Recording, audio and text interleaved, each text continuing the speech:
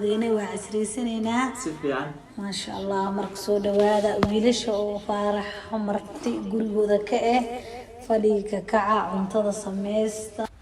بسم الله السلام عليكم ورحمة الله وبركاته وأيدين سلامين ميل كستو جوجتين سومالي وين وحايدين ليهي عافيمات كوار إن شاء الله انتين حنوسن الله عافية انت عافيمات كقبتها الله وزائديو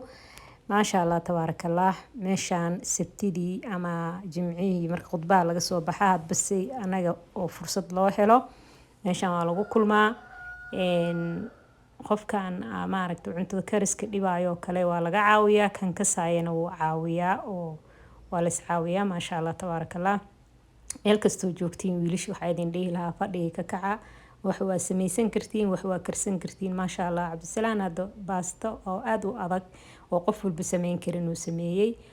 waa hilibkiya dabka u saaran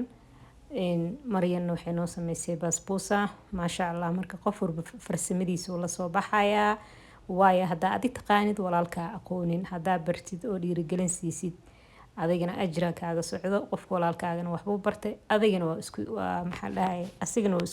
waa isku dabiraya adigana dhiirigelin ay ku tahay marka meel walba joogtiin waxa idin leeyahay ka kaca fadhiga oo wax alla waxa awoodin oo sameeysan kartiin sameeysta qof alla qofkii oo Uganda ila joogo aniga hada wiilashayda waaye isku galaasna waa nahay diris waa nahay qaraabo waa nahay qof walbana qofkii caawinaad u baahan oo dhanka cuntada waa laga caawinayaa kan kale yaqaanana waxa fiican inuu walaalkiis ka caawiyo waxyaabaha uu garanaynin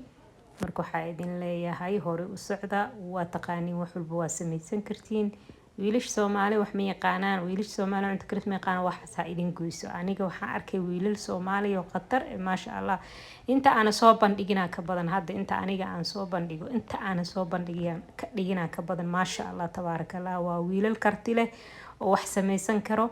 oo wax macaan karin yaqaano marka ma sha Allah khayr badan ay dir rajayna fadhiga ka kaca cunto fiican sameeyo insha Allah